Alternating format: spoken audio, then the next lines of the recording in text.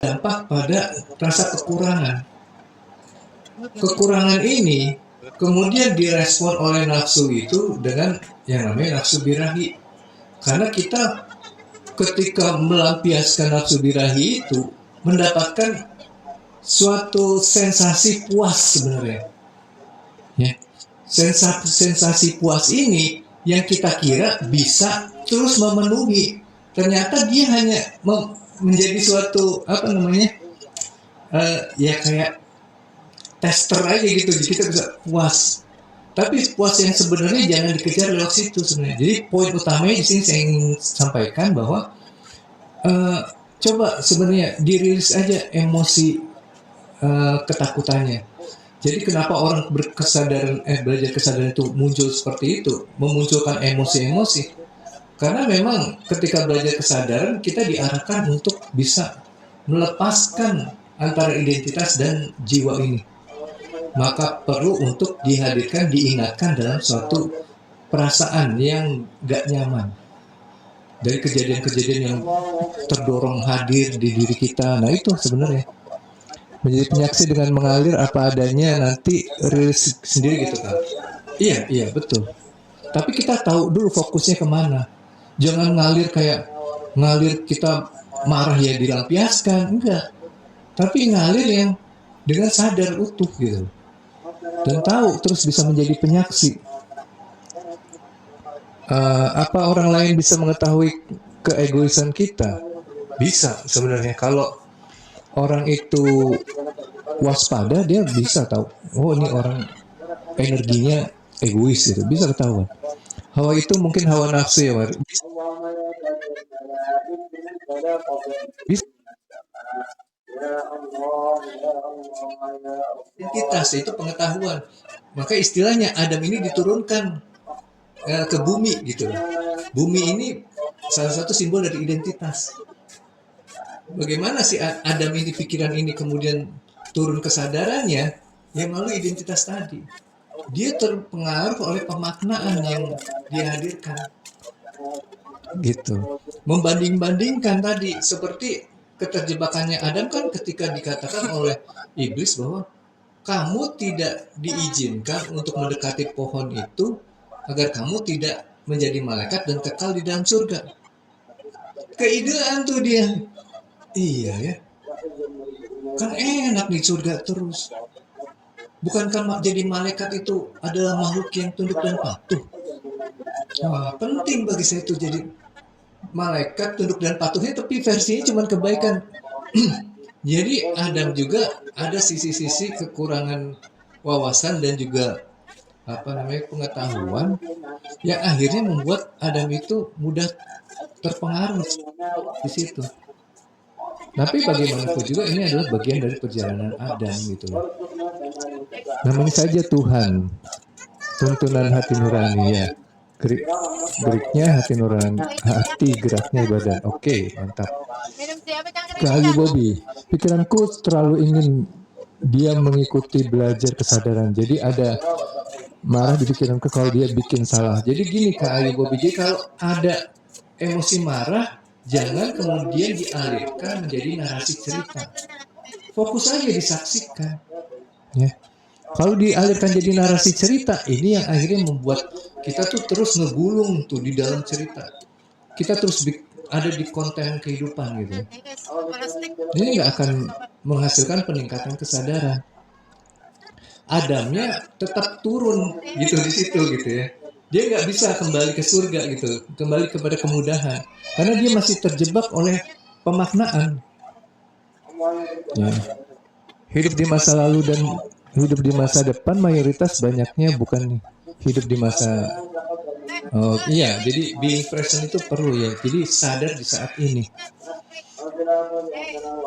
Selamat siang juga orang gila. Wah, baru kelihatan lagi orang gila. Kak Hasna, Launa, apakah energi frekuensi dan vibrasi apa kaitannya dengan kesadaran? Kesadaran yang murni itu dia akan menghasilkan energi yang murni juga. Maka frekuensinya juga akan tinggi, vibrasinya juga bagus gitu. Ini golongan orang-orang yang seperti terpelihara lah, yang mampu untuk menjadi hamba yang mengikuti apa yang dikehendaki oleh Allah. Begitu. Cara agar lepas dari kemelekatan, Bang, kadang sadar, kadang hilang kesadaran. Pertama-tama, bagaimanapun juga kita sudah diperjalankan di dalam suatu kebiasaan yang sudah menjadi identitas diri kita. Bahwa kita sering atau senang untuk terus membuat narasi cerita kehidupan, terus menilai dan juga menghakimi gitu kan. Nah ini yang kemudian perlu dirubah habitnya. Merubah habit itu harus dengan latihan, pembiasaan baru. Jadi kita coba belajar sadar sebentar-sebentar. Sadar bukan hanya tahu kita sedang menjalankan hidup seperti saya sedang ngomong, saya tahu. Tapi apa emosi yang hadir di dalam diri juga kita tahu. Jadi bukan hanya sadar yang di dalam diri, kemudian kita terjebak di dalam pikiran cerita. Tapi sadar dan mampu menjadi tetap kesadaran itu yang bisa menjadi pengamat. Ya, terima kasih Teh Ayah. Waalaikumsalam, Gus Dwi. Oke, lanjut lagi. Waalaikumsalam, Chef Daeng. Apa kabar? Udah lama nggak ketemu nih kita. Mengalir dengan kesadaran yang utuh ya Kang. Yes, betul. Bang, penyaksi atau bersahadat itu gimana supaya kita bisa sholat yang esensi? Jadi begini, syahadat itu sebenarnya sama dengan yang namanya wudhu. Dia mensucikan gitu kan. Tanpa kita bersahadat, gak mungkin kita bisa damai. Tidak mungkin kita masuk dalam kondisi kualitas kesadaran jiwa yang Islam. Tidak ada yang bukan Islam kemudian bisa untuk sholat. Yang bisa sholat itu ya yang Islam. Yang bisa terhubung itu ya yang damai gitu kan. Ya. Jadi memang kita perlu belajar dulu gimana tentang penyaksian ini benar-benar bisa mensucikan. Mensucikan apa? Pertama-tama kita sucikan itu konsepnya dulu gitu loh. Bahwa ada sesuatu yang tidak sempurna. Makanya kita belajar di sini sama-sama nih. Memahami bahwa semua sudah menjadi sebuah keteraturan. Ya. Nah ketika kita sudah paham bahwa semua adalah keteraturan, maka tinggal kita izinkan diri untuk mampu merilis identitas ini yang memang sudah menjadi bagian dari diri kita, dari kesadaran kita, agar tidak melekat dengan jiwa yang seharusnya dia sudah bisa murni berdiri sendiri dengan kesadaran yang tidak dipengaruhi oleh identitas tadi. Gitu. Ya. Jadi kalau kita nggak jadi penyaksi, ya jangan harap kita itu bisa sholat, nggak bisa. Karena balik lagi kan perspektifnya yang sholat itu yang kualitas kesadarannya Islam, damai, berserah diri, baru bisa terhubung. Makanya ketika kita berwudu, dikatakan nggak bisa sholat itu karena wudunya masih salah.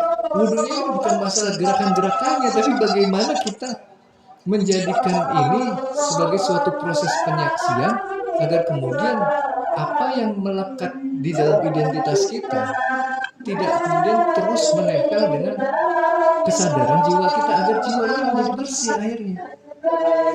Gitu kan? Jiwa yang bersih yang terhubung, jiwa yang sudah disucikan, yang tidak lagi mendustakan ayat-ayat Tuhan. Artinya tidak kemudian kita mencoba menutupi yang namanya emosi ini dengan cara kita menggunakan suatu teknik afirmasi supaya semua yang terasakan jadi baik, padahal emosi ini perlu untuk ditemui sebagai hidangan yang perlu dinikmati. Nah, nanti akhirnya kalau kita sudah bisa menjadi penyaksi, lepas tuh yang namanya kaitan tentang atau kemelekatan antara identitas dengan jiwa kita. Nah, di sini akhirnya kita bisa terhubung karena sudah tidak melekat lagi dengan ciptaannya. Kita bisa terhubung dengan sang pencipta gitu. Nah, kalau kita masih melekat begitu terus nggak bisa. Apa yang membuat kita melekat emosi tadi? Emosi ini dilepasnya, dirubahnya struktur sehingga karakternya atau sifatnya menjadi beda, tidak lagi menjadi perekat. Itu dengan cara penyaksian. Ini, ngejelasinnya gimana ya? Mesti di kelas online sih kayaknya. Karena ini mesti digambarin gitu loh. Di saya sih gambarannya jelas gitu. Teman-teman mungkin agak membingungkan ya, tapi ya kita coba aja lah sedikit-sedikit, mudah-mudahan diizinkan. Mana Tuhan itu, Bang? Tuhan itu nyatanya bagi manusia adalah di diri manusia itu sendiri. Jadi kan saya sering bilang, apakah yang di luar ini nyata? Pertanyaannya, apakah yang di luar ini nyata? Kenyataannya, sebenarnya yang di luar ini nggak nyata. Kenapa saya bisa bilang gitu? Saya mau tanya kepada teman-teman yang mengatakan di luar ini nyata. Ketika teman-teman tidur, di mana kenyataan itu adanya? Kalau nyata ada terus gitu loh. Ada terus. Jadi kenyataan itu sebenarnya ada di dalam diri. Munculnya di mana? Di pikiran, perasaan, dan emosi kita. Itulah kenyataannya. Tuhan itu wujud. Dia mewujud di diri manusia dan untuk apa? Kenyataan tadi. Kalau kita bicara tentang Tuhan yang disosokkan, yang seolah duduk di langit ketujuh, sedang namanya kering, atau kita itu lihat Tuhan itu sedang mengawasi dari atas gitu. Ya itu cuma penggambaran Tuhan yang kita ciptakan, bukan Tuhan yang sesungguhnya. Karena Tuhan sudah menyatakan, aku meliputi semua ciptaanku. Nyatanya dari yang meliputi ini apa? Di pikiran, perasaan, sama emosi kita. Itu kehadiran Tuhan pada dimensi yang kasar gitu. Yang kasar seperti itu. Tapi nanti kita menggunakan apa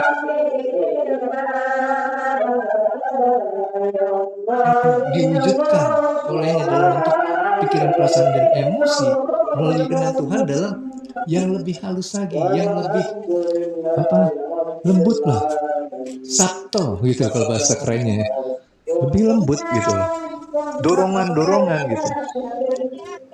Baru bergabung, mana yang dimaksud Tuhan itu, Bang? Ya itu tadi saya sudah sampaikan ya. Tuhan itu yang meliputi, yang menjadi penguasa, yang menggerakkan semuanya. Kalau ada yang bisa bergerak sendiri, mengaku bisa bergerak sendiri, artinya dia sudah menuhankan dirinya sendiri. Dikatakan Tuhan karena dia mempunyai kualitas menguasai, yang paling berkuasa.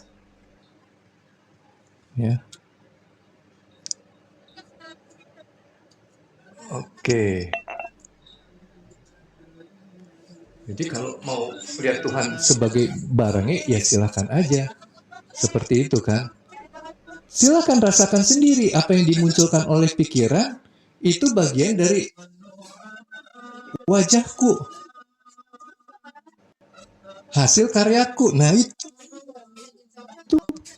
itu real kok, gitu bisa dirasakan. Jangan akhirnya kita bertuhan pada sesuatu yang cuma diprasangkakan.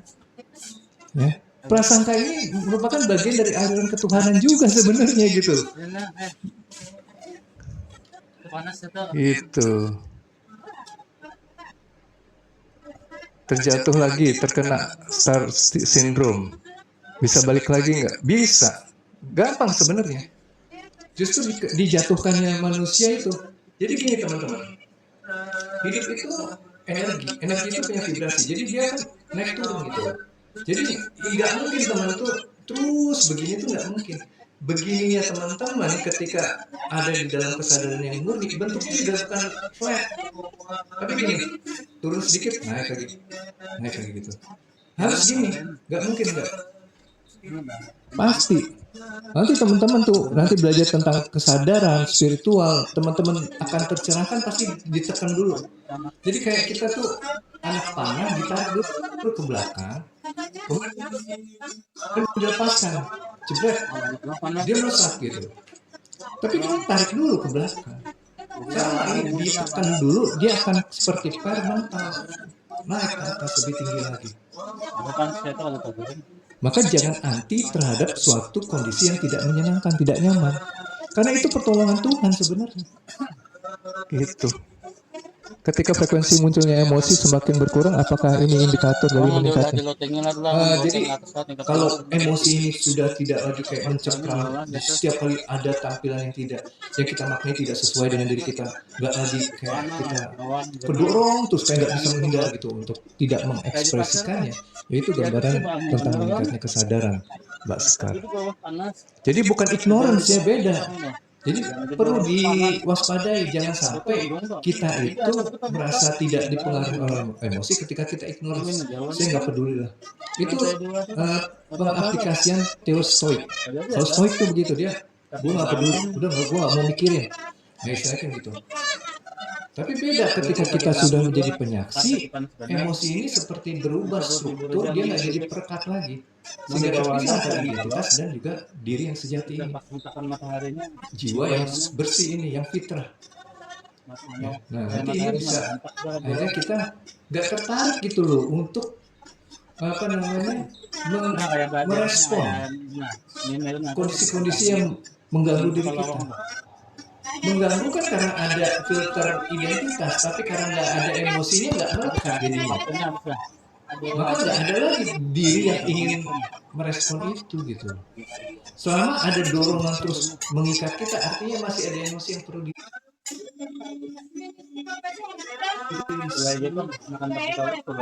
dirubah strukturnya, istilahnya gitu. Selamat pagi juga Kak Siska. Dijelaskan di kelas online Sabtu ke hari. Iya, insya Allah. Sabtu, ya setiap Sabtu kan saya bikin kelas online ya. Mudah-mudahan karena saya pakai tab kan di situ, jadi bisa sambil dicoret-coret.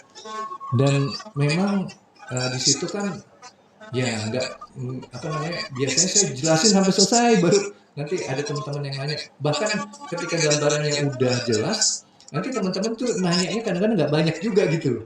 Nah, memang kemanfaatan kelas online di situ sebenarnya.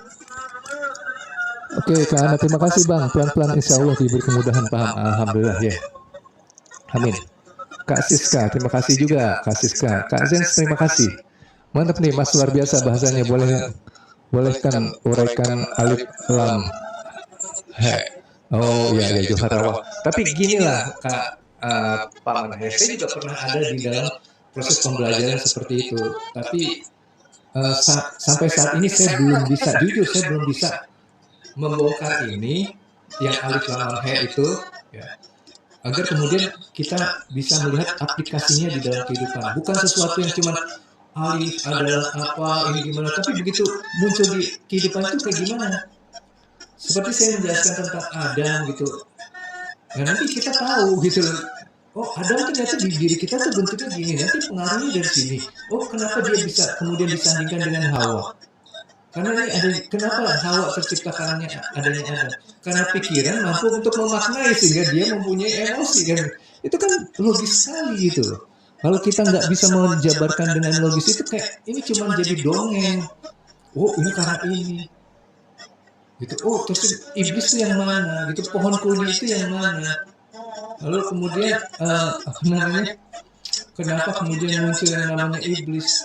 Ya nggak mungkin iblis sebagai kualitas dari kesadaran itu mampu hadir ketika pikirannya nggak ada. Karena pikiranlah iblis bisa hadir. Kenapa? Karena ada kemampuan membandingkan, maka iblis itu akan hadir. Karena iblis juga tidak mau sujud kepada manusia karena membandingkan. Karena diciptakan dari api, sedangkan manusia diciptakan dari tanah.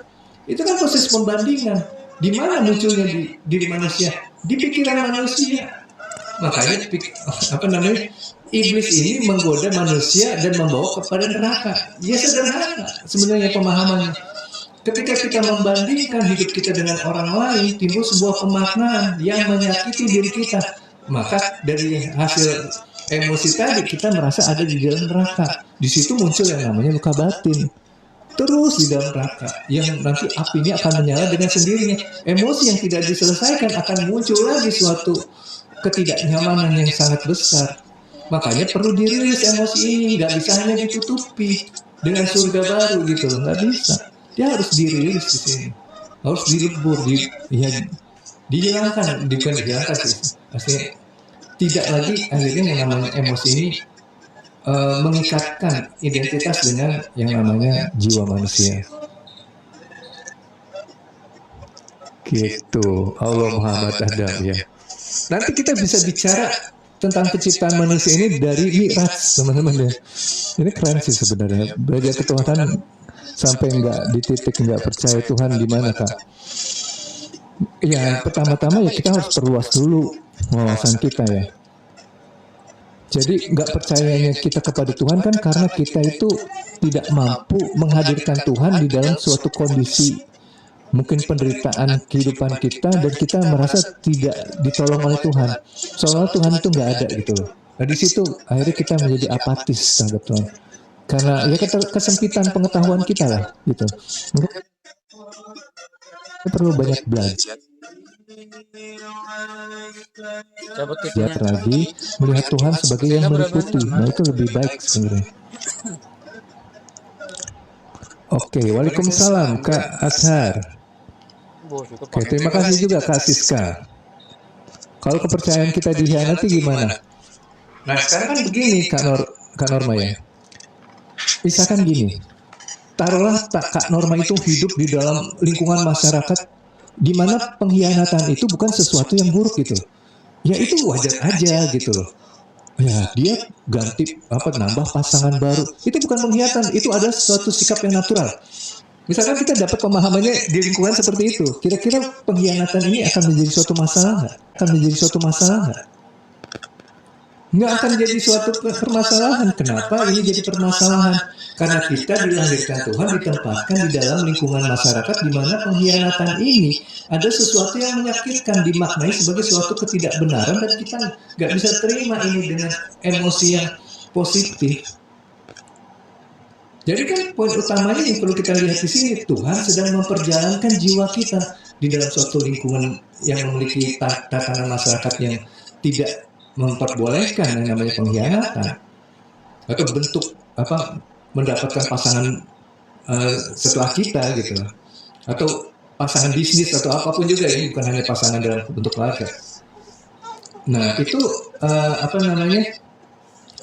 membuat diri kita akhirnya mengalami pengalaman ketuhanan dalam bentuk emosi yang tidak menyenangkan. Di sini kita perlu sadar bahwa ada paket dari Tuhan dalam bentuk emosi yang tidak menyenangkan hasil pemaknaan tadi. Adam sudah memaknai ada suatu peristiwa yang nggak benar gitu. Hasil apa? Dari pengetahuan yang sudah dia miliki tadi. Kemudian Adam itu akhirnya muncul yang namanya emosi. Karena apa? Karena dia udah membuat suatu pembandingan gitu. Oh ini nggak benar. Karena yang benar adalah seperti apa? Muncul emosi. Emosi ini bisa kemudian mendorong lagi Adam untuk melakukan kesalahan yang lebih besar. Ini kan gambaran ketika Hawa itu sudah tergoda oleh iblis, ya, karena hasil pemaknaan tadi gitu ya.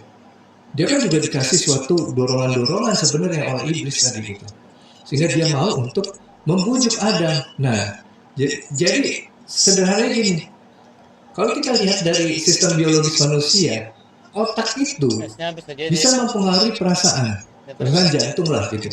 Maka nanti kan ekspresi jantung tuh lebih cepat berdetaknya gitu ya. Tapi di sisi lain, jantung juga bisa mempengaruhi otak. Dia bisa memproduksi hormon yang bisa merubah bagaimana cara otak itu menggunakan sebuah perspektif mana yang dipilih. Jadi nanti perspektif yang mau melepas atau perspektif yang terus ingin menguasai. Ya, makanya digunakan teknik-teknik seperti meditasi sarana nafas. Tujuannya apa? Dia connecting nih, nafas itu connecting ke jantung nantinya. Membuat suatu ketenangan, dia menghasilkan hormon lari ke otak bawah sadar. Akhirnya cara kita melihat itu menjadi berbeda. Tapi ini untuk menggambarkan suatu proses yang idealnya, suatu kebaikan-kebaikan. Di saat kita masih memiliki emosi yang negatif, ini perlu untuk diselesaikan dulu. Nanti baru bisa kita terus menggunakan sadar, nafas syukur untuk memaintain ini semua gitu. Oke, mudah-mudahan bisa dipahami ya Kak Norma. Jadi udah terima aja emosinya, karena pengkhianatan itu bukan sesuatu yang lepas dari kekuasaan Tuhan. Ada diri Tuhan yang ingin memberikan paket kepada kita agar jiwa kita mampu untuk kembali kepada Tuhan dengan sifat kebijaksanaannya yang habis bijaksana, Asma al-Hakim. Yaitu kemudian menjadi sesuatu penyatuan yang lebih utuh ya dengan Tuhan nantinya. Menjadi hamba yang sudah benar-benar hamba, bukan hamba dalam bentuk yaitu kepatuhan kita terhadap kualitas jiwa yang menjadi iblis itu juga sebenarnya bisa dikatakan sebagai hamba. Aku bersama prasangka hambaku. Prasangkanya tergantung apa? Kalau prasangkanya baik kita malaikat, prasangkanya buruk kita iblis. Gitu. Kalau kepercayaan itu luka batin, ya luka batin kan pasti poin utamanya ada di emosinya. Emosinya itu yang kemudian ini apa namanya? Iya, apa namanya disaksikan. Betul, Kak TH ya. Jadi alif lam lam he itu ya bukan sekedar huruf gitu. Hurufnya simbol-simbol aja yang perlu untuk kita apa namanya pahami lebih dalam lagi. Kita sendiri yang memunculkan iblis berarti. Betul, kita sendiri yang memunculkan iblis. Siang juga Kak Tan. Oke, iblis nggak mau sujud ke Adam karena dia sangat taat. Betul, makanya kan saya bilang tadi sifat taat, tunduk dan patuh tadi ya tergantung. Nanti bisa bentuknya iblis, bisa bentuknya malaikat gitu. Jadi iblis dan malaikat itu sebenarnya secara kualitas sama, taat dan patuh gitu. Jadi jiwa manusia itu diberikan kualitas tadi. Kalau Adam diturunkan ke bumi, berarti Adam itu bukan makhluk. Nah, makanya buminya ini bukan bumi es fisikal ini, gitu ya, earth gitu loh. Tapi buminya ini sebagai kesadaran yang teridentitas gitu loh.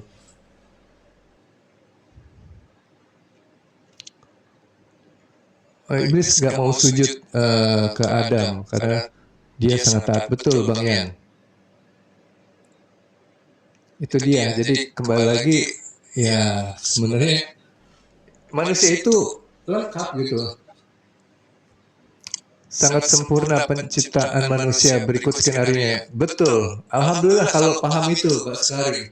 Ini lebih mudah nanti jadi penyaksinya. Jadi nggak ada dorongan untuk ya kembali pikiran kan menghasilkan emosi ya. Emosi nanti jadi sesuatu yang menentukan dorongannya. Nah, ketika kita sudah bisa secara perspektif melihat kehidupan ini sebagai sesuatu kesempurnaan, maka dorongannya juga akan oke-oke aja sebenarnya gitu loh. Benarkah Adam sebagai manusia pertama? Nah, ini kembali lagi kalau kita mau bicarakan manusia, manusia yang seperti apa lagi? Manusia sebagai kesadarankah atau sebagai fisikkah gitu loh? Ya. Kalau secara fisik saya nggak tahu, tapi kalau kesadaran sih iya. Ya. Apakah ada kesadaran di atas kesadaran sifu gitu maksudnya? Apa ya kesadaran sifu ya? Tapi mungkin yang maksud kesadaran yang paling puncak ya kesadaran Tuhan itu sendiri gitu. Dan itu bisa dirasakan ketika manusia itu sudah menjadi hamba. Tapi bukan hamba yang malaikat atau hamba yang iblis ya. Benarkah Adam sebagai manusia pertama? Tadi udah dijawab ya Kak Kapitayan ya. Sorry, baru dibaca nih soalnya. Kalau kita hidup di lingkungan hierarki, patriarki, otoriter, dan manipulasi, apa yang harus dilakukan? Ya sekarang kan hasil pengetahuan tadi menimbulkan sebuah pemaknaan atas apa yang kita sedang jalankan. Nah, hasil pemaknaan itu menghasilkan emosi. Nah, emosi ini yang disaksikan aja. Ya. Jadi ya memang sisi feminisme ini sebenarnya dekat dengan pencerahan gitu loh. Ketika kita mau masuk pada penyaksian Hawa tadi, yaitu emosi, ini sebenarnya kita lebih bisa kembali ke jati diri sejati kita sebenarnya. Spiritualismenya juga lebih tinggi di situ, gitu kan. Maksud Adam dan Hawa itu apa? Tadi udah dijelaskan ya. Jadi saya coba menggunakan pemahaman Adam dan Hawa ini sebagai bagian yang diciptakan Tuhan dan diberikan kepada manusia. Karena ya Adam itu adalah ya kesadaran yang diberikan pikiran. Kemudian dia memaknai berdasarkan pengetahuan yang dia miliki. Hasil bisikan dari iblis tadi membanding-bandingkan itu menjadi pengetahuan. Nah Hawa itu emosi yang supporting itu gitu. Tapi sebenarnya untuk hidup di kehidupan level kesadaran bumi ini diceritakan bahwa Adam dan Hawa itu ketemunya di Jabal Rahmah. Jadi kita itu perlu menghadirkan lagi pertemuan Adam dan Hawa yang masih bersih ini di Jawa Rahmah, yaitu bukit kasih sayang. Bukit itu simbolisasi juga dengan dari pengetahuan, Itu kesadaran. ya. Makanya ketika manusia itu menikah, ada ucapan apa namanya Di sini sakinah mawadah warahmah gitu ya. sakinah itu damai, mawadah itu ini saya membaca harmonis, warahmah itu dan rahmat itu adalah kasih sayang atau menyatu. Jadi ciri-cirinya manusia itu udah bisa ada di dalam kondisi pertemuan Adam dan Hawa yang suci ini. Ketika dia itu sudah bisa berdamai, dia itu mampu untuk harmoni dalam arti keseimbangan antara identitas jiwa atau diri sejati dan ruh, lalu kemudian mampu untuk menyatu. Nah itu, jadi sebenarnya pernikahan itu di dalam dulu baru di luar. Kalau di dalam belum menikah, belum sakinah mawaddah warahmah, itu nggak bisa kita itu memperoleh kedamaian di pernikahan di luar diri kita. Jadi pernikahan dulu di dalam. Gitu teman-teman. Proses menemukan kesadaran tinggi perjalanan yang sangat panjang ya. Betul sekali. Benar-benar panjang memang. Maksud Adam dan Hawa itu tadi udah dijelaskan ya. Belajarnya detik ini dalam kesadaran setiap waktu seumur hidup. Yes, betul. Waalaikumsalam, Kak Risof. Oke, lanjut lagi teman-teman. Diri sejati itu sidik amal tabik fatunah. Yes, setuju. Makanya Rasulullah kan sebenarnya sudah memiliki sifat itu. Sidik itu kan jujur. Gimana kita bisa menjadi penyaksi kalau nggak jujur? Nggak bisa. Ya. Jadi awal-awalnya kita itu untuk bisa kembali ke diri sejati, ke diri yang fitrah itu harus jujur. Antara divine maskulin sama divine feminin itu lebih cepat manakah? Lebih cepat feminin sebenarnya. Ya, lebih cepat feminin. Karena dia lebih dekat, karena dia itu emosi itu kan kaitannya tentang rasa. Rasa kan ekspresi dari ketuhanan yang lebih dekat. Ada rasa di balik rasa. Ya. Sebenarnya lebih dekat di feminin. Makanya teman-teman yang feminin ini sebenarnya lebih cepat tuh untuk bisa apa namanya berkesadaran. Cuman karena dia tergoda, ya, tergoda dari sisi maskulinnya, akhirnya jadi kemana-mana gitu loh. Hadir kembali Kang Arwi. Oke, terima kasih Mbak Enggi. Intinya Adam bukan sosok Hawa yang bukan Adam yang kalaupun meyakini yang sosok ya silakan. Iya betul. Ya jadi benarkah Isa tidak tercipta dari air mani? Ya ini secara konsep ya kita cuma tahu dongengnya saja. Tapi apakah benar atau tidak? Nah ini yang kemudian kita juga perlu pelajari lagi. Isa semua. Jadi gini teman-teman, ini saya coba sedikit ya sharing tentang Mi'raj ya, supaya nanti kita melihat nabi-nabi ini bukan hanya dalam bentuk sosoknya saja yang dulu pernah ada gitu. Walaupun mungkin ada. Kenapa saya bilang mungkin ya karena saya belum tahu gitu loh. Memang mungkin ada bukti peninggalannya. Apakah memang itu benar atau enggak? Ya udahlah, kita juga nggak usah juga nolak. Ya kita juga nggak ada ruginya kalau mengakui itu sebagai kebenaran. Oh di kitab-kitab juga dituliskan nama-namanya, tapi ya kembali lagi. Kita kan melihat kitab ini sebagai petunjuk, artinya sesuatu yang perlu bisa diaplikasikan. Kalau kita hanya melihat sebagai sosok, bagaimana kita mengaplikasikan sosok ini? Tentunya ini akan kesulitan gitu loh. Waalaikumsalam Kak Surah. Rasa seseorang itu tak sama kan? Betul. Tergantung dari identitas yang dimiliki gitu. Identitas itu menentukan bagaimana dia memaknai. Jadi kembali lagi tentang Mi'raj ya. Adam tadi kita sudah bahas sebagai kesadaran yang murni. Ya. Dia itu terjadi ketika kita itu masih di dalam kandungan ibu kita, sudah terbentuk otak, tapi belum terinstal oleh namanya pengetahuan, sehingga tidak ada anak yang membanding-bandingkan gitu. Wah, dia pakai baju bagus ya, pakai baju ini cuma yang mereknya apa gitu. Nggak ada bayi yang nangis tuh gara-gara ngeliat sebelahnya karena dia pakai apa, kulitnya warnanya apa. Nggak ada gitu di situ. Tapi kemudian kan orang tuanya membentuk pola pikirnya gitu. Ya. Nah, nanti kembali lagi level kesadaran awal tuh ada yang masih murni gitu. Lalu kemudian diberi atau masuk ke level langit kedua atau kesadaran kedua itu Di situ ketemu Yahya dan Isa. Artinya di sini manusia itu sudah dikasih fisik yang mampu untuk berpikir dan nanti mampu juga memiliki emosi. Ibaratnya Adam ini sudah disertai oleh Hawa di sini. Ya. Nah, kenapa kemudian dihadirkan sosok Yahya di sini? Yahya itu kan yang memperkenalkan pada kekuasaan. Yahya itu terkenal sebagai pembaptis. Pembaptis itu adalah proses memperkenalkan kepada kekuasaan Tuhan, makanya menggunakan air. Dipercik air atau ditenggelamkan gitu. Ini memperkenal, ini simbolisasi bahwa air adalah kekuasaan Tuhan. Arasku ada di atas air. Ini kan jadi kekuasaan Tuhan gitu. Diperkenalkan dengan kekuasaan Tuhan. Bentuknya apa? Identitas tadi. Mulai ada pikiran, mulai ada emosi gitu. Tapi kenapa kemudian di situ dikatakan juga bersama dengan Isa di langit kedua? Ya karena Isa itu adalah kasih sayang tadi gitu. Tadi kan kita sudah bicara tentang Adam dan Hawa dipertemukan di Jabal Rahmah.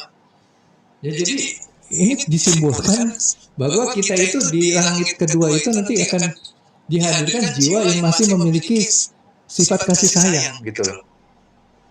Pikiran emosi ini masih sakinah mawadah warahmah. Lalu kemudian di langit ketiga bertemu dengan Yusuf. Yusuf itu selain terkenal sebagai yang sabar, dia juga pintar. Nah di sini sebenarnya menggambarkan adanya kualitas IQ dan EQ di dalam diri manusia. Gitu. Lalu kemudian masuklah yang namanya Idris. Idris itu pengetahuan. Jadi setelah punya IQ, EQ ini, maka kemudian manusia itu punya yang namanya dikasih namanya pengetahuan, diinstal di situ gitu. Idris ini kan nabi yang menciptakan huruf gitu. Jadi dia bisa menulis gitu, menciptakan tulisan. Gitu. Dikasih pengetahuan gitu. Nah setelah Idris masuk ke Harun gitu. Nah Harun itu terkenal dengan kelembutan gitu. Dia fasih dalam menyampaikan. Nah jadi di situ mulai ada sesuatu yang lembut masuk ke dalam diri kita tanpa kita sadari gitu loh. Dan nanti dia akan menjadi pemimpin kita. Nah disinilah terbentuknya identitas dalam bentuk pikiran, perasaan, dan emosi. Gitu. Nanti kemudian masuk lagi ke langit berikutnya ketemu dengan Musa setelah Harun. Ini di langit ke-6 gitu ya. Nah mulai dari nanti akhirnya pikiran itu hadir dengan tegas gitu, bentukan mana yang baik, mana yang buruk gitu loh. Tapi Musa ini belum jadi cerdas. Karena cerdasnya Musa itu perlu ketemu sama Khidir dulu, orang yang sudah ikhlas gitu loh. Baru nanti dia bisa masuk ke level Ibrahim.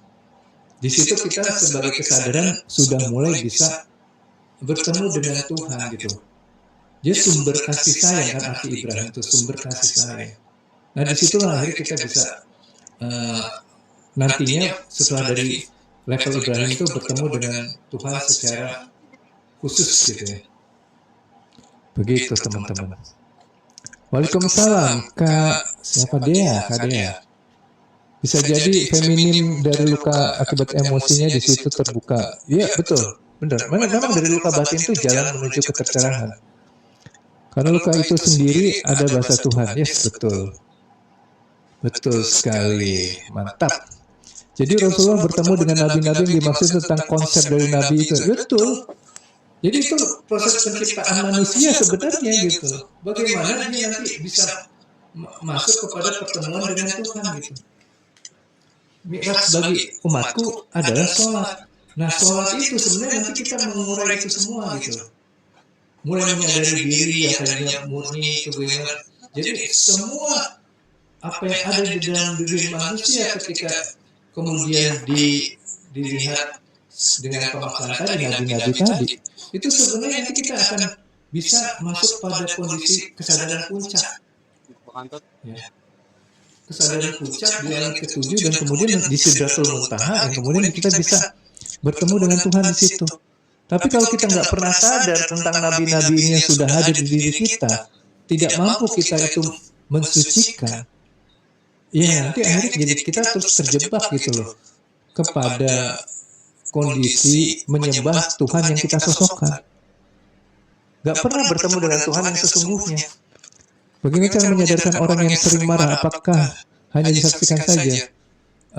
Bukan orang yang ditontonin, bukan. Tapi apa yang dimunculkan dari perbuatannya. Kita memiliki emosi yang spesifik dirasakan tidak nyaman. Nah itu dirasakan secara utuh. Jadi orangnya sudah selesai menjadi utusan, membawa emosi. Emosinya yang disaksikan gitu loh. Akang ini luar biasa pembahasannya, takjub. Saya untuk mencapai tahap ini bukan sesuatu yang gampang. Ya memang ya itulah rezeki aja saya sih. Buat saya tiba-tiba aja muncul gitu loh. Pagi-pagi biasa beres-beres rumah, bantu istri gitu kan.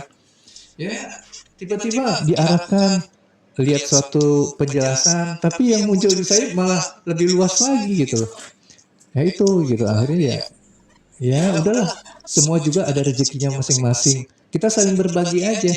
Teman-teman yang punya rezeki materi ya berbagi pada orang-orang yang mungkin punya rezeki dari sisi yang berbeda gitu loh. Ya akhirnya kan jadi hablum minanas ini terbentuk ya. Keterkoneksiannya begitu. Oke, nah Sidratul Muntaha itu sendiri apa Kang? Yaitu kesadaran puncak, kesadaran yang sudah bersih gitu dari identitas dan emosi. Nah itu. Jadi kesadaran sebagai hamba, nah itu di situ tuh jadi Sidratul Muntaha. Dalam konsep Isra Mi'raj tersebut, oh iya, oke, kesadaran puncak ya kan ada di Ibrahim, ya, sudah menjadi sumber kasih sayang di situ, yang tidak lagi menyembah berhala. Level Ibrahim atau makam Ibrahim kan menuhankan atau mengesahkan Allah, menghancurkan berhala, mendirikan Baitullah kan salah satunya berkorban gitu, itu makam Ibrahim tuh di situ. Jadi sudah mulai bisa menghilangkan berhala di situ. Pikiran dan emosi ini tidak lagi menjadi berhala bagi dirinya.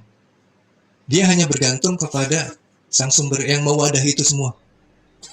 Waluka batin itu adalah sebagai jalan untuk lebih mengenal Tuhan. Yes, betul sekali. Agama ini termasuk identitas dunia. Gimana penjelasannya? Ya betul, karena agama yang sebagai identitas tadi, yang cuma digadang-gadang pengetahuannya, ya ini jadi identitas akhirnya. Karena apa? Nanti ciri-cirinya ketika jadi identitas, itu cenderung akan menghasilkan emosi-emosi. Karena ada ketidaksamaan, pembanding-bandingan, itu jadi emosi tuh yang akan akhirnya timbul chaos gitu. Timbul masalah. Nah kalau kita sadar cara melihat agama sebagai identitas itu tidak baik, maka kita perlu untuk melihat agama itu sebagai jalan hidup gitu ya, yang bisa menghasilkan sebuah kualitas kesadaran jiwa. Islam misalkan damai. Gimana kita menjalankan hidup ini untuk bisa jadi damai? Di situ ada penyaksi, ada syahadat. Ya udah, saksikan. Damai nanti. Begitu kan. Waalaikumsalam, Kak Wang. Oh, Kak Wang Kembang. Ya, terima kasih sudah hadir. Nah itu teman-teman ya. Banyak yang terjebak dalam identitas itu Kang. Jadi banyak yang membeda-bedakan. Ya nggak apa-apa. Semua orang ada waktunya, ada masanya. Jangan kita jadi hadir sebagai identitas juga gitu kan. Yang membeda-bedakan. Wah nggak boleh, harusnya yang seperti saya. Sama aja kalau gitu. Sama aja kan kita dengan mereka tadi. Ya. Harusnya agama saya dong. Harusnya pikiran saya yang benar. Akhirnya kita saling benar-benar gitu ya. Yang benar mana gitu loh. Iya Karita, waalaikumsalam. Ya nggak apa-apa. Rezekinya masing-masing sudah sempurna adanya. Semua yang ditampilkan ya kembali kita perlu memperbaiki mindset kita. Agar apa? Adam ini tetap suci nantinya, ya, tidak turun ke apa namanya ke identitas atau dikuasai oleh identitas. Nah, nanti juga hawanya juga akan ikut juga bersih. Gitu. Ya itu paling ya teman-teman ya. Buat saya ini juga baru ya, baru saya paham oh ternyata beginilah gitu konsep penciptaan manusia. Bagaimana kita bisa bertemu dengan Tuhan? Tuhan yang bukan kita sosokkan tentunya, yang kita bikin ilusinya itu sampai kapan juga nggak akan ketemu, yakin. Gimana kita mau menemui sesuatu yang bentuknya ilusi? Temuilah Tuhan dalam bentuk yang nyata, karena Dia mempunyai sifat wujud. Wujud itu nyata ada gitu loh. Di mana nyatanya atau wujudnya Tuhan itu? Melalui perantara ciptaan-ciptaannya, termasuk manusia gitu. Tapi tidak bisa dikatakan bahwa wujud manusia itu adalah Tuhan, bukan. Tapi dia menjadi representasi bagi kehadiran Tuhan itu sendiri gitu loh. Makanya nggak akan kita bisa menyatu dengan Tuhan yang sudah holistik ketika kita tidak bisa menyatu dengan diri kita sendiri atau lingkungan kita gitu, atau dengan ciptaan-ciptaannya gitu. Seperti Rasulullah adalah rahmatan lil alamin, kasih sayang untuk alam semesta. Yes, betul. Yang bisa menjadi rahmatan lil alamin adalah jiwa-jiwa yang sudah bisa menjadi hamba. Itu pasti ada rahmatan lil alamin gitu. Mampu memberikan rahmat yang bukan diklaim sebagai amal solehnya. Kenapa? Karena Rasulullah juga menyatakan, aku dimasukkan surga bukan karena amal solehku. Selama kita masih menjunjung tinggi prestasi kita, ini amal soleh kita, udah pasti. Itu mah bukan rahmat gitu. Karena kalau rahmat itu pasti di situ ada keikhlasan, gak rasa bahwa kita punya kemampuan, adalah hawanya, itu hamba gitu. Jadi jangan mengklaim aja diri kita hamba, padahal secara ego masih tinggi gitu loh. Sehat sukses selalu ya, terima kasih Kak Pamanah Rasa. Ya, insya Allah doakan saja saya terus diajarkan oleh Allah pengetahuan-pengetahuan yang semakin membuka kesadaran kita, yang menghadirkan Tuhan di dalam setiap ciptaannya, agar kemudian kita benar-benar bisa bertemu dengannya melalui ciptaan-ciptaannya, bukan mengilusikan Dia di dalam kehidupan ini yang seolah ada di jalan ketujuh, yang sibuk memberi penilaian mana benar, mana salah, dan mana yang berdosa, mana yang pahala, sehingga mana yang pantas masuk surga dan neraka. Karena semua itu sebenarnya sudah dihadirkan di dalam diri manusia secara utuh. Tuhan hadir, ciptaan-ciptaannya hadir, surga dan nerakanya juga sudah ada, iblis malaikat juga ada. Semuanya lengkap sudah ada di manusia. Tapi hanya karena keterbatasan pemikiran kita, maka kita merasa bahwa Tuhan tidak hadir. Kita hanya mengharapkan sebuah sinar yang begitu terangnya, yang memberi pencerahan ke kita. Itu yang kita tunggu-tunggu gitu loh. Kita anggap itulah Tuhan yang hadir. Bahwa nanti jiwa itu akan masuk di dalam suatu lingkungan geografis yang namanya surga. Surga neraka itu menurut saya bukan masalah geografis. Ya, tapi itu dimensi kesadaran. Kalau adanya surga dan neraka itu geografis, ya aneh sebenarnya ya. Karena kita itu kan udah nggak di dimensi materi lagi. Kenapa kita melihat surga dan neraka sebagai suatu letak geografis tertentu? Oke, terima kasih juga Kak Dien hadir dalam prosesku. Alhamdulillah. Ya, terima kasih doanya Kak Dien. Amin, amin, amin. Waalaikumsalam, kasih Paula. Doain saya Bang. Kang sedang menjadi penyaksi identitas diri. Iya Kak Muli. Kak Mul. Ya saya juga sebenarnya aliran pengetahuan ini, insight pengetahuan ini sebenarnya salah satu bentuk doa saya buat teman-teman ya. Karena doa itu bukan hanya ucapan-ucapan saja, tapi ada perbuatannya. Jadi doa itu juga sesuatu yang menghadirkan kesadaran. Itulah doa esensinya. Apa yang saya sampaikan kepada teman-teman, kalau itu memang bisa menghadirkan kesadaran di diri teman-teman, berarti saya sedang berdoa. Jadi selama 2 jam ini saya selalu berdoa ke teman-teman semua. Terima kasih Bang Ian. Jadi bukan berarti saya nggak mendoakan teman-teman, selalu doa saya itu untuk teman-teman tuh saya hadirkan ya. Jadi ya, insya Allah lah teman-teman ya. Ilmu kesadaran seperti ini seharusnya diajarkan.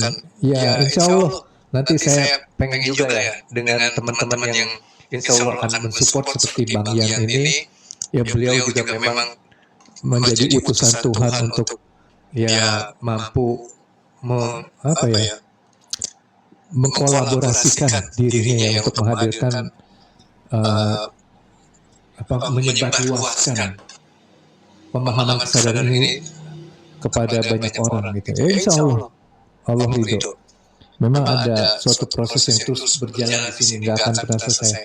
Kita sedang belajar menjadi hamba. Bagaimana kita bisa menjadi hamba ya? Berkesadaran dulu gitu. Mampu untuk menjadi penyaksi sehingga kemudian hambanya bisa hadir secara utuh. Hamba yang bukan sebagai malaikat ataupun iblis, tapi hamba yang menjadi kesadaran utuh, yaitu yang ada di diri manusia. Bang, kenapa orang yang sudah beberapa kali naik haji tapi maksiatnya tambah jadi? Karena hajinya dia menebalkan identitas, gitu ya. Dia berhaji itu sebagai identitas, sebagai ego, bukan sebagai kesadaran. Dia sibuk dengan tangisan-tangisan mungkin di sana ya. Sujud-sujud yang katanya sujud syukur. Tobat-tobat yang katanya tobat untuk kembali. Tapi pada kenyataannya yang ingin kembali itu hanya ego yang memiliki sebuah target. Dari apa yang dia lakukan dia akan mendapatkan balasannya. Maka ya seperti yang Allah katakan, jangan ikuti orang yang meminta balasan. Ikutilah orang yang tidak meminta balasan karena mereka yang mendapat petunjuk. Jadi kalau teman-teman mau kembali kepada Tuhan ya, jangan ikutin yang sibuk minta balasan ya. Jadi akan ditafsirkan sendiri maksud saya seperti apa ya. Karena kalau ngikutin seperti itu ya orang Allah sendiri udah bilang seperti itu gitu loh. Artinya menuntutnya harus ini apa namanya kalau nggak diberi balasan dia tidak mau memberi gitu loh. Kalau nilainya tidak sesuai dia juga nggak mau memberi gitu kan. Ya itulah maksud saya. Jadi ya silakan nanti ditafsirkan sendiri. Kalau minta balasan jadi masih bermain di ego, setuju begitu kurang lebihnya. Bukan saya merasa lebih hebat enggak gitu. Saya cuma menggunakan apa yang Allah sampaikan kepada kita ya di dalam kehidupan ini. Jadi bukan kembali kita tuh ngada-ngada gitu loh. Tapi silahkan tafsirkan sendiri-sendiri sih. Makanya saya tidak pernah mau untuk menentukan itu gitu loh. Ya udah ngalir aja sih gitu di dalam live ini gitu. Semua juga saya gelar di sini, nggak ada yang saya tutup-tutupin gitu. Pada kenyataannya nggak semua juga bisa langsung mengerti gitu loh. Sehingga nanti ada proses-proses butuh bimbingan, ikut private, ada kelas online. Ya silakan gitu loh. Mas, gimana contohnya mengajarkan kesadaran pada anak kecil? Coba orang tuanya belajar sadar dulu. Ya, nanti anaknya juga sadar sendiri. Sebenarnya sesederhana itu, dan itu sudah terbukti sebenarnya. Yang saya sering bilang ke teman-teman, ada teman yang anaknya kena judul aja sadar kok. Begitu ibunya sadar, begitu ibunya sudah merilis emosi negatifnya, ya, sesederhana itu. Banyak ada yang berprofesi jadi guru, anak muridnya ngobrol nih di kelas. Dia akhirnya mencoba untuk menjalani penyaksian atas emosi yang muncul ketika melihat ada anak didiknya ngobrol. Gak tahu kenapa tiba-tiba dihadirkan seorang anak perempuan di kelas itu mendatangi kedua anak yang sedang ngobrol dan dia menegur si anak itu dengan mengatakan, kamu nggak tahu kalau ibu itu sedang menyampaikan materi. Coba diperhatikan. Nah, gimana coba? Kok bisa terjadi seperti itu? Ini yang saya maksud sebagai kekuatan dari energi ketika kita itu mampu untuk menjadi penyaksi gitu. Energi keikhlasan juga hadir di situ. Bang, apa maksud hadis atau apa itu kolbun mukmin baitullah? Ya kolbunnya orang-orang yang sudah terselamatkan. Jadi ya dia sudah mampu untuk apa namanya mengenal Allah gitu loh. Ya pasti di situ menjadi rumah Allah gitu. Kalau orang-orang seperti itu menjadi tempat di mana Allah itu mengalirkan sifat-sifatnya gitu. Jadi baitullah, rumah Allah ya itu kurang lebihnya. Oke, teman-teman, itu aja mungkin ya. Udah 2 jam saya hadir di sini. Mudah-mudahan apa yang saya sampaikan ada manfaatnya buat kita semua, bukan hanya teman-teman tapi juga saya. Karena seringkali ketika saya menjelaskan juga banyak aliran ilmu pengetahuan baru juga yang saya pahami. Oke, saya sadar. Oh ternyata ini begini. Oh itu begitu gitu. Ya itulah. Jadi makanya saya bilang dari awal kita sama-sama belajar kok. Ya. Allah yang hadir di sini, Tuhan yang hadir, Dia yang berbicara melalui kita semua, melalui pertanyaan teman-teman. Apakah itu bukan kata-kata dari Allah? Itu kata-kata dari Allah juga, dari Tuhan. Memang yang menghadirkan pikiran di otak teman-teman tuh siapa gitu kan? Ya kan akhirnya kita nggak bisa meniadakan Allah di dalam suatu peristiwa yang mana itu merupakan wajah darinya, hasil karyanya. Itu aja teman-teman, terima kasih banyak, sampai ketemu lagi besok. Mohon maaf kalau ada sesuatu yang kurang nyaman diterima karena mungkin ini pengetahuan yang baru buat kita semua sehingga masih ada benturan di dalam mindset kita yang lama. Tapi apapun juga mungkin ya diterima dulu aja. Gak usah langsung dikatakan benar, tinggal kita coba nanti introspeksi, kita evaluasi sehingga kita menemukan kebenaran yang sesungguhnya. Oke teman-teman, wabillahi taufiq wal hidayah. Wassalamualaikum warahmatullahi wabarakatuh. Selamat siang, selamat kembali beraktivitas. Terima kasih saya. Terima kasih hatur nuhun semuanya teman-teman. Terima kasih.